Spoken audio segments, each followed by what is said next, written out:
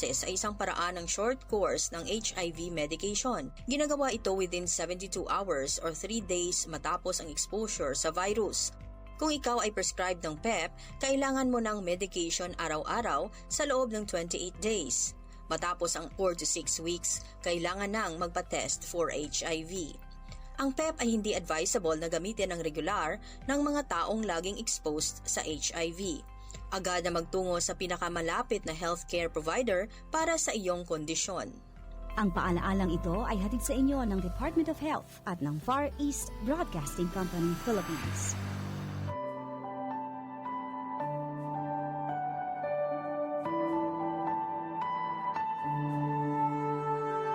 Sa paglipas ng mga taon, taglay ang mabuting balita. Ebanghelyo ng Panginoon, ipahayag kanyang salita. Hanggang sa dulo ng daigdig, iparating ang pagmamahal. Hanggang lahat ay makarinig, si Kristo ang itatanghal. Sa bawat sulok ng mundo, sa lawak ng papawirin, sa bawat lahi ng tao, sa tayog man at sa lalim, si Kristo ang ihahayag. Pag-ibig niya'y dala-dala, hanggang sa marinig ng lahat ang mabuting balita. Ang lingap ay ipararating, iba't ibang kaparaanan, sa lupa at sa himpapawid, malapit at malayo man. Hanggang sa dulo ng daigdig, iparating ang 1116 DXAS, your community radio. Kasama sa araw-araw, kakwentuhan, kaagapay, kaibigan, kabarangay. Ito ang radyo mo.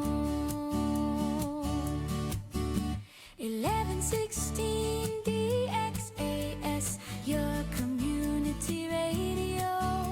1116 DXAS, your community radio.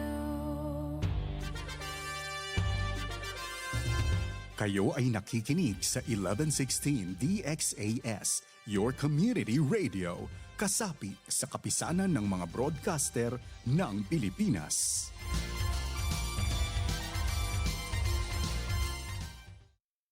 Ang tamang oras, ganap ng alas 6 ng umaga sa buong Pilipinas.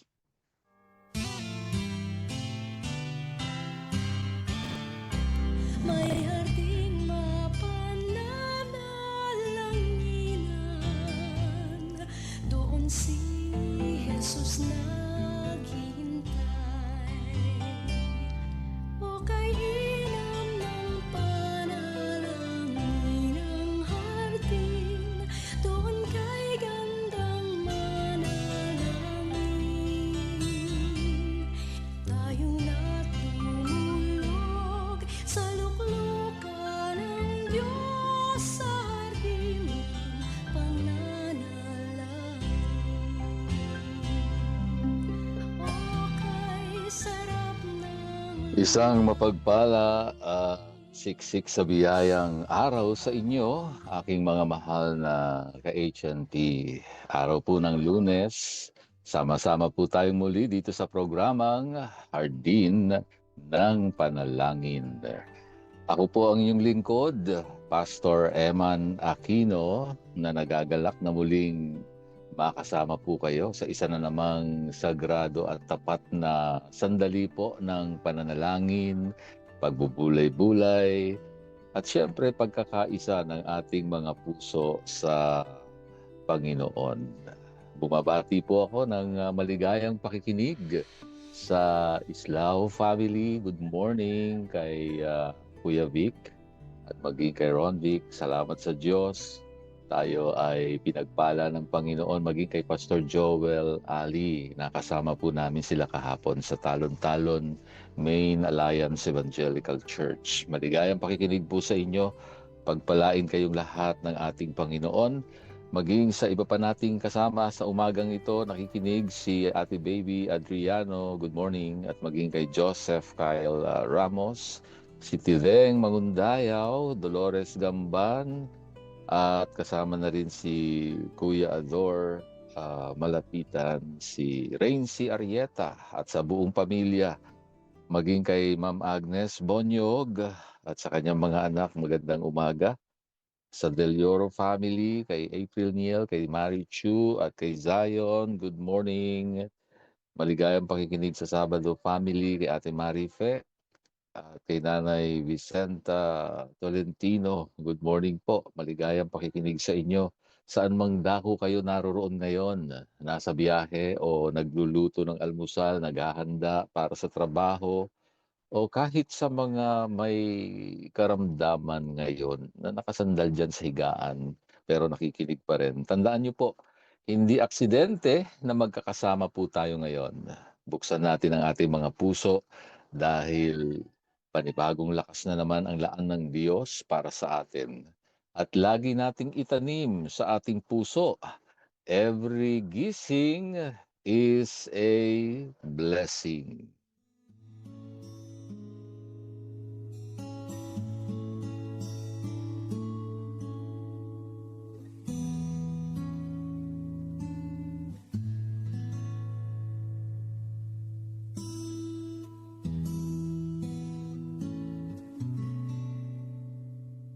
Mga ka-HNP, tayo po ay nasa day 4 na ng ating seryeng Walking in a New o paghakbang natin sa bagong simula.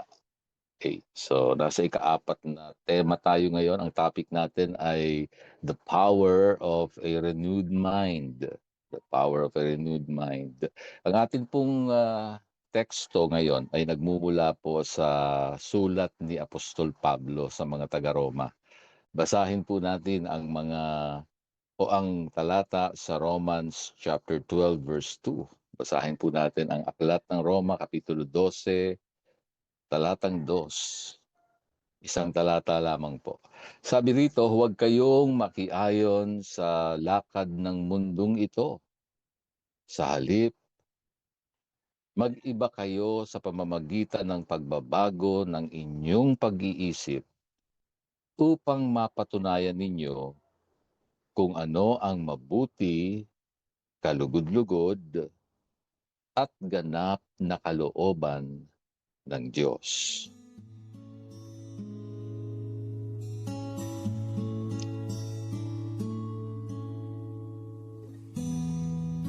Para sa ating kaunting pag-aaral po sa kasaysayan ng bersikulong ito, isinulat po ni Apostol Pablo ang talatang ito sa mga mananampalataya ng Panginoong Hesus sa Roma, isang lungsod na noong panahon na yon ay sentro po ng kapangyarihan, karangyaan, ngunit puno rin ng imoralidad, korupsyon, at maling paniniwala. Hindi naman naiiba yung panahon natin ngayon. Ang kultura po ng Roma ay napakalakas. Kung hindi ka mag-iingat, lalamunin ka ng sistema sa mundo. Kaya ang hamon ni Pablo sa kanila at sa atin din ngayon ay huwag magpatangay sa agos. Ang salitang mag-iba o transformed sa Griego ay metamorpho, kung saan nagmula po yung salitang metamorphosis, gaya po ng isang uod na nagiging paru-paro. Ibig sabihin, hindi lamang po ito panlabas na pagpapanggap lang. Ito po ay radikal at kabuuang pagbabago na nagmumula po sa loob. At saan nga po ito nakikita? Sa ating pag-iisip, sa takbo ng ating pag-iisip. Mga ka-HNP, dinala po tayo ng Panginoon sa paksang ito dahil marami nga po sa atin ngayon ang pagod na, di po ba? pagod na tayo sa mga nangyayari ngayon sa ating bansa o sa ating mga buhay personal. Hindi lang naman pagod ang nararamdaman natin sa katawan kundi pagod din sa pag-iisip, di po ba? Araw-araw binobombahan tayo ng mga negatibong balita, mga personal na problema, at mga boses ng kabiguan na nagsasabing hanggang dyan ka na lang, o di ba? O hanggang dyan na lang kayo, yung bansa ninyo, wala nang pag-asa ang buhay mo, wala nang pag-asa ang bayan mo. Ngunit tandaan po ninyo ito, to see a hopeful future, you need a hopeful mind. Hindi magbabago ang takbo ng iyong buhay kung hindi magbabago ang takbo ng iyong pag-iisip. Kung ang iniisip mo lang kabiguan, para mo na rin isinara ang pinto sa mga himala ng Diyos. Parang wala nang magagawa ang Diyos, di po ba? Kung minsan ganun yung takbo ng isip ng marami. So anong gagawin? Hilingin natin sa Panginoon. Hingin natin sa Diyos to transform the way you think about your potential. Huwag mong limitahan ang sarili mo base sa iyong nakaraan o sa laman ng iyong bulsa o sa sinasabi ng ibang tao. Tumingin ka dun sa potensyal mo ayon sa kakayahan ng Diyos na nagmamahal sa iyo. Kapag binago ng Diyos ang pananaw mo, naniniwala ako, magbabago rin ang iyong bukas. Malaki ang magagawa nito sa ating buhay araw-araw. At kahit na ano pa ang nakikita ng ating mga mata, mag-iiba yung ating pananaw dahil ang Diyos mismo ang magbabago nito At sa pagkilos mo sa araw-araw, hindi kawalan ng pag-asa ang makikita mo sa buhay mo, sa pamilya mo, o sa bansa natin. Dahil ang makikita mo ay kamay ng Diyos na kumikilos sa ating buhay, sa ating pamilya, o sa kalagayan ng bansang Pilipinas. Kaya mahalaga po yun, yung atin pong pagbabago ng ating pag-iisip. Mahalagang hilingin natin yan sa Diyos, tulungan niya tayo na kahit na, yes, sa totoo lang, aktual na nangyayari ay parang kabiguan o kalungkutan o kahirapan yung nakikita ng ating mga mata. Pero wag natin kalilimutan, ang Diyos ay makapangyarihan sa lahat. Higit siyang malaki kahit na ano pa yung malaking nakikita mong pangangailangan o problema o anumang mga pangyayaring nagaganap ngayon sa ating bayan, mas malaki pa rin ang Diyos na ating nakikilala. So ngayong araw, mga ka-HNP, hinahamon ko kayo sa isang practical lang na hakbang na pwede nating gawin. Simulan po natin yung tinatawag na mental detox. Mental detox. Number 1, anong gagawin? Piliin mo ang pinakikinggan mo. O piliin ang pinakikinggan.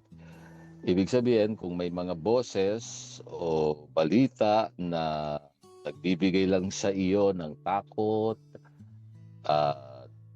depresyon, pinanghihinaan ka ng loob, o kung minsan naman ay nagagalit ka, nagre-react ka na sa mga nangyayari, apektado ka na, kung pwede lumayo ka muna sandali roon. Diba? Sabi ko nga nung nakaraang Biyernes, pwede kayo maglaan kahit 5 minuto lang.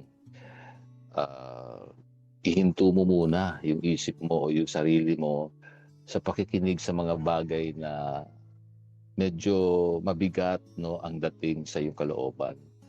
O kung minsan ay kailangang i-off mo muna yung cellphone or yung notifications sa iyong mga ginagamit na app. Medyo magandang makapagpahinga ang isipan. Ihinto mo muna yan. Piliin mo muna yung mga pakikinggan mo. Okay? Kung nagbibigay sa iyo ng hindi magandang damdamin, lumayo ka muna roon. Number 2, palitan mo ng salita ng Diyos yung pinakikinggan mo. Palitan mo ng salita ng Diyos. Sa halip na yung nagbibigay sa iyo ng depresyon, ng takot, ng galit at ng kung ano-anong mga negatibong damdamin. Salita ng Diyos ang piliin mong pakinggan. Sa tuwing may papasok na negatibong isipan, tapatan mo ito ng pangako ng Diyos. Kung sinasabi ng isip mo na mag-iisa ka na lang o nag-iisa ka na lang, iniwan ka na ng iyong mister, iniwan ka na ng iyong misis, iniwan ka na ng iyong mga anak o iniwan ka na ng lahat, sabihin mo sa sarili mo, kasama ko ang Diyos. Yan. Napakagandang pangungusap, di po ba, kung nalulungkot ka. O kung sinasabi nitong bagsak ka na, wala ka ng pag-asa. O bagsak na ang bayan, wala na tayong pag-asa. Sabihin natin, I can do all things through Christ who strengthens me. So mahalaga po ang salita ng Panginoon. Number 3, ipag-pray mo ang iyong potensyal. Ipagdasal ang iyong potensyal. Humingi ka ng tawad sa Diyos kung naging maliit ang tingin mo sa sarili mo. At hilingin mo sa Kanya na bigyan ka niya ng renewed mind ngayong mismong araw na ito. Pagbabago ng pag-iisip na nanggagaling mismo sa Diyos. So 3 bagay ang gagawin natin sa ating mental detox. Number 1, piliin ang pinakikinggan. Number 2, palitan ang salita ng Diyos. Number 3, ipag-pray o ipanalangin mo ang iyong potensyal na galing din naman sa Panginoon. Muli mga ka-HNP, salamat po sa inyong walang sawang pagsama. Humayo kayong may bagong pag-iisip at bagong pag-asa. Ako pong muli ang inyong hardinero, Pastor Eman Aquino, na nagpapaalala sa iyo sa hardin ng panalangin. Ang bawat luhang itinatanim ay aanihin bilang kagalakan.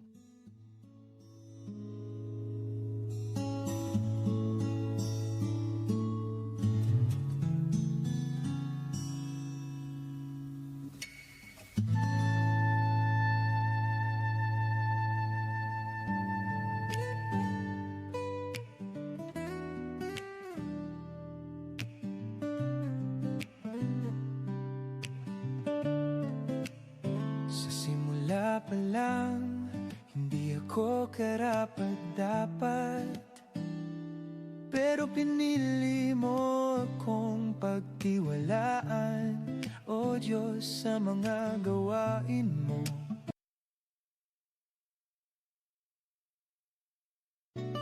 Ako'y ginamit sa paglilingkod ko, katapatan mo'y nakita.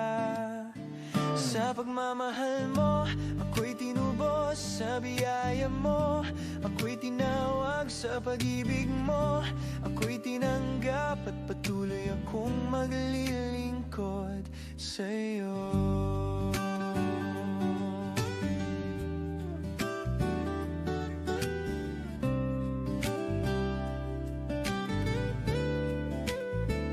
Pinagkatiwalaan mo, O Diyos, sa kabila ng aking mga kahinaan, ginamit mo ako upang magpatotoo ng iyong kapangyarihan at biyaya.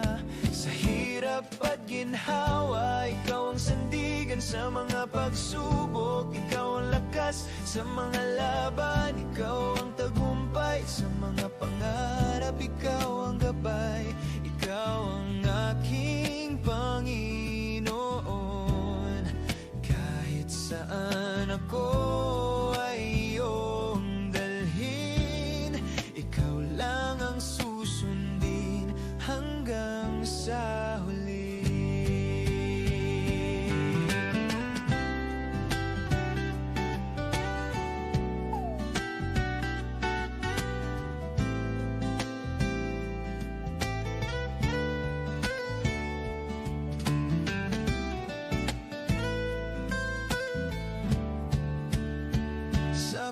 pagmamahal mo, ako'y tinubos sa biyaya mo. Ako'y tinawag sa pag-ibig mo. Ako'y tinanggap at patuloy akong maglilingkod sa pagmamahal mo. Ikaw ang sandigan sa mga pagsubok. Ikaw ang lakas sa mga laban. Ikaw ang tagumpay sa mga pangarap. Ikaw ang gabay.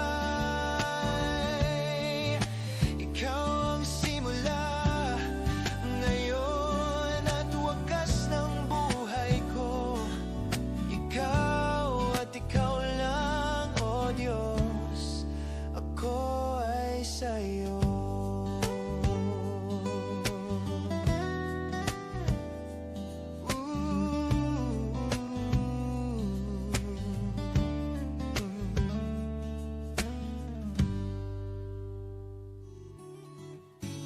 Halina't makiisa at makibahagi sa ating pagdulog sa Diyos para sa ating minamahal na bansang Pilipinas.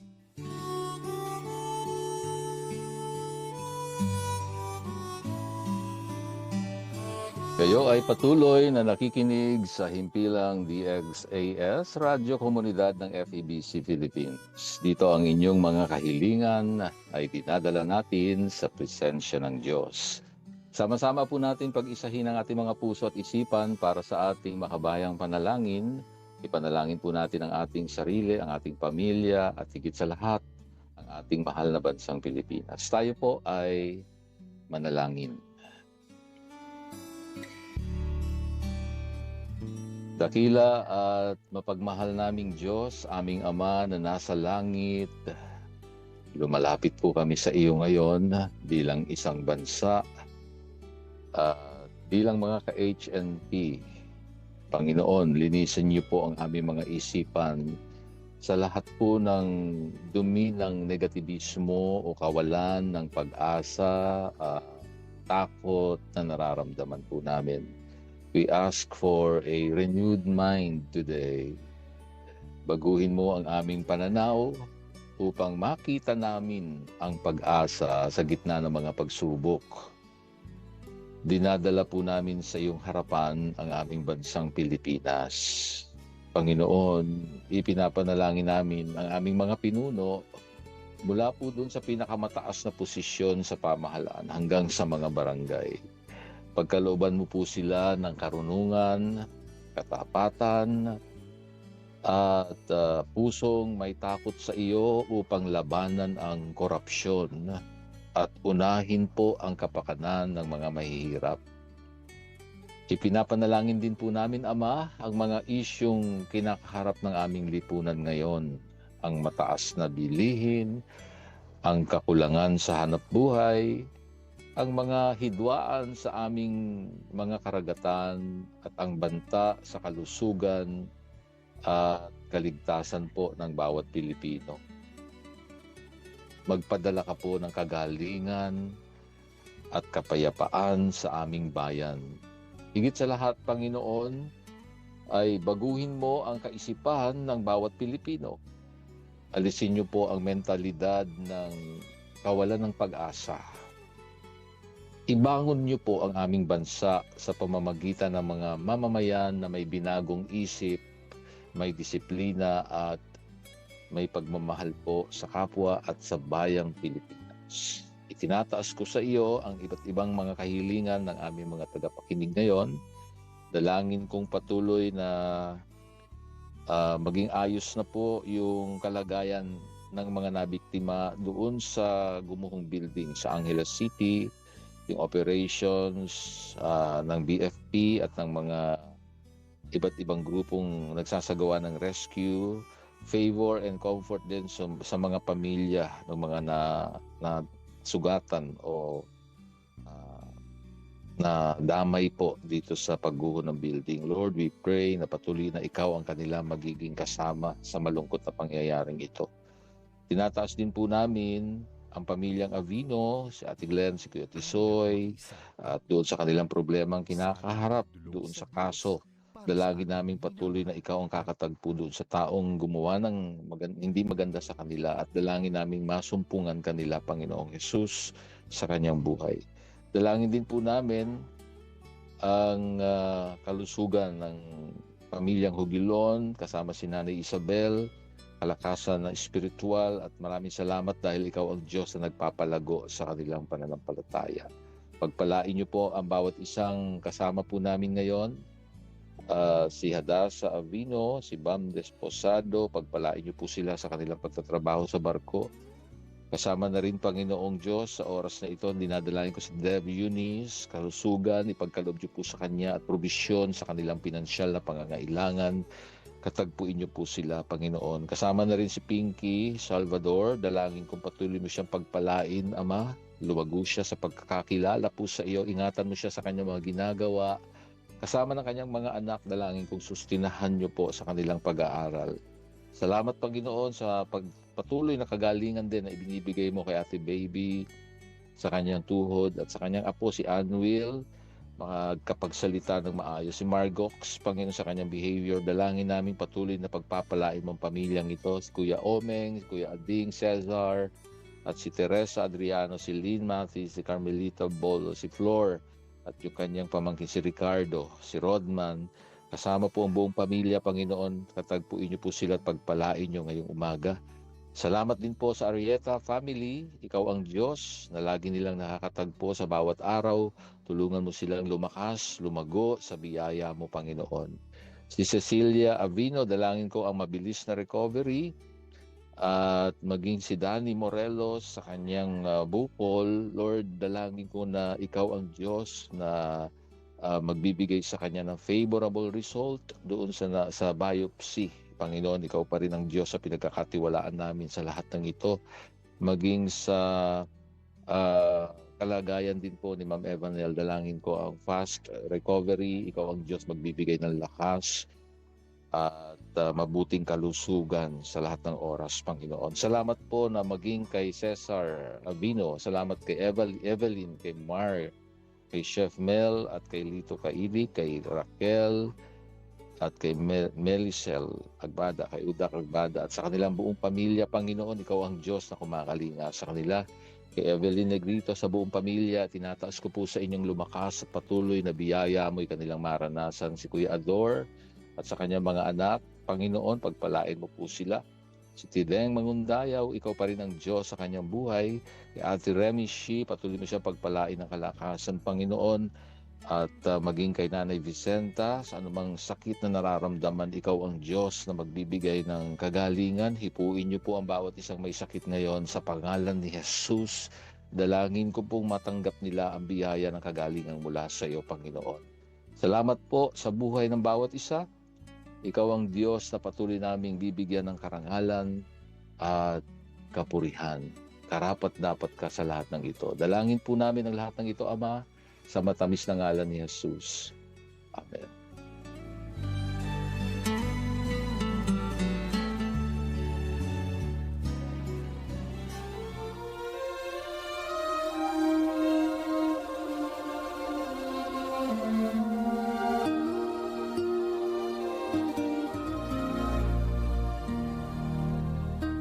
Kagalakan ko po ang maging lingkod ng Diyos sa inyong buhay dito pa rin sa Himpilang 1116 DXAS, your community radio. Isa lamang po kami sa mga himpilan ng FEBC Philippines, kasapi ng kapisanan ng mga broadcaster ng Pilipinas. Kung nangangailangan po kayo ng panalangin at pagbisita sa inyong bahay, maaari nyo pong ipadala ang inyong mensahe sa mobile number 0917-125-8201. Hanggang sa susunod pong muli sa parehong oras at himpilan pa rin, maraming salamat sa inyong pakikinig at maraming salamat kay Rolando Alfonso at Romel Paulino na umaalalay sa atin sa bawat umaga. Ako po ang inyong hardinero, Pastor Eman Aquino. Paalala po muli, sa lahat ng ating ginagawa, luwalhatiin natin ang Diyos.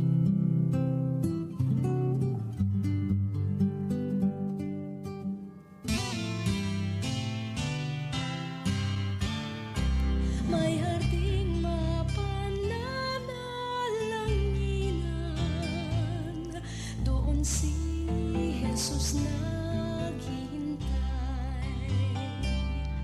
O kay hinam ng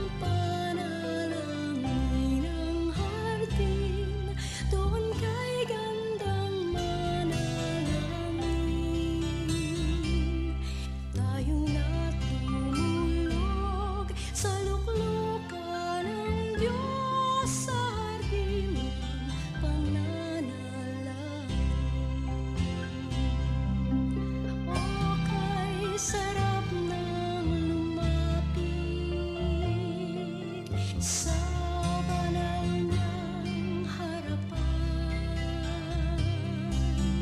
at ang ganap na pag-ibig ay ating makakamtan.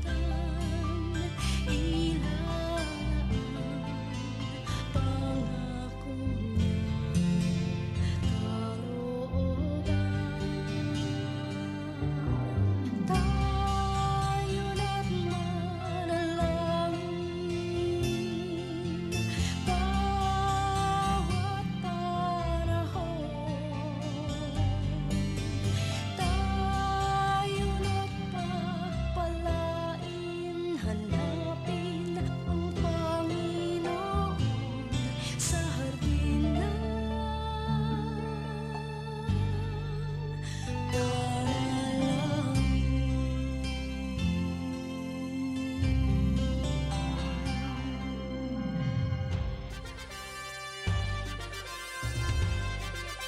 This is your community radio, 1116 DXAS, communicating Christ in our world. mula noon